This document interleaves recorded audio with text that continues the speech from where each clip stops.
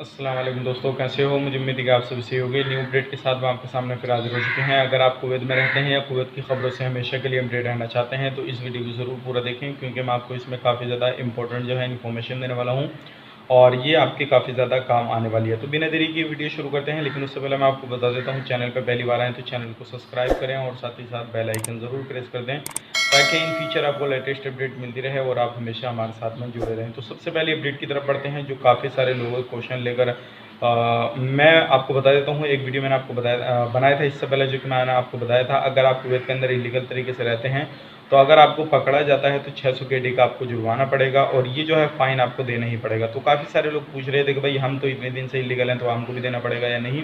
तो मैं आपको बता देता हूँ, अभी ये सारे जो लोग वहाँ पर रहते हैं, किसी भी तरह से किसी भी वीज़ा पे हैं, अगर आप वहाँ पे रहते हैं और इस दौरान आपको छूट दी गई थी तब भी नहीं आए थे, लेकिन अब किसी भी तरह से पकड़े जाते हैं तो आपको 600 KD का जुर्माना देना पड़ेगा। लेकिन सबसे बड़ी राहत की खबर यह है, जो जुर्माना होएगा सबसे पहले आपको स्पॉन्सर को बुलाया जाएगा, जहाँ पे आप गए थे, जिस जगह पे काम करने के लिए, और किस तरीके से या किस पर्पज़ से जो इलीगल हुए हैं, अब वो सारी चीज़ तहकीकात की जाएगी और ज़्यादा तादाद में जो है वो स्पॉन्सर से ही जो जुर्माना वसूल किया जाएगा और उसके बाद में आपको डिपोर्ट कर दिया जाएगा। तो ये आपके क्वेश्चन थे, वो क्लियर करना ज़रूरी था। अब बढ़ते हैं अगली अपडेट की तरफ। जो अगली अपडेट आ रही है टैक्सी को लेकर आ रही है, और ये जो है पब्लिक बोल रही है कुवैत की जो टैक्सी है, अभी काफ़ी ज़्यादा प्राइस हैं टैक्सी के, और जो रोड पर टैक्सी चल रही है काफ़ी ज़्यादा कम तादाद में चल रही है, रूल रेगुलेशन ज़्यादा हैं।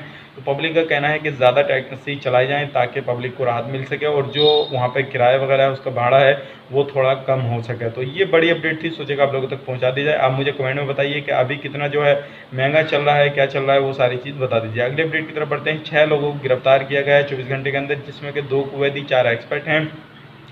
अगर आप कुवैत के अंदर काम करते हैं तो जो छोटियाँ गलतियाँ होती हैं उनको भी ना करें, और छोटी छोटी गलतियों पे ही लोगों को गिरफ्तार किया जाता है, चाहे वो किसी भी पर्पज़ से कैसी भी कहीं पे भी आप गलती करते हैं तो आपको गिरफ्तार कर लिया जाएगा।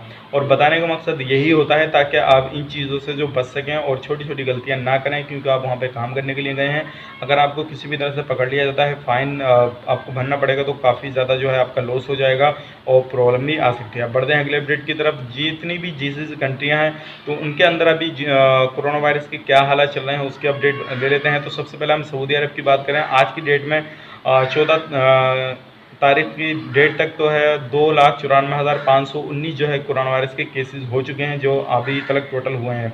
अब बात करते हैं कतर की। 1,14,281 हो चुके हैं कतर के, और ओमान के 82,531 हो चुके हैं, कुवैत के 74,486 हो चुके हैं, और यूएई के 63,489 हो चुके हैं, बहरीन के 45,426 हो चुके हैं। तो ये जीसीसी कंट्रियों की अपडेट थी। अब बात कर लेते हैं पूरी दुनिया की, वर्ल्ड वाइड की बात कर लेते हैं कि कितने केसेस कितने घंटे के अंदर है। तो सबसे पहले बात करते हैं यूएसए की। 54,16,014 केसेज हुए हैं अभी तक टोटल केसेज, और इंडिया में 24,64,316 हुए हैं, और स्पेन में 3,55,856 हुए हैं, यूके में 3,13,798 हुए हैं, पाकिस्तान में 2,87,300 हुए हैं, बांग्लादेश में 2,71,881 हुए हैं, इटली में 2,52,235 हुए हैं, और फ्रांस में 2,09,365 हुए हैं, फिलीपींस में 1,53,660 हुए हैं, कनाडा में 1,21,234 हुए हैं, इजिप्ट में 96,108 हुए हैं,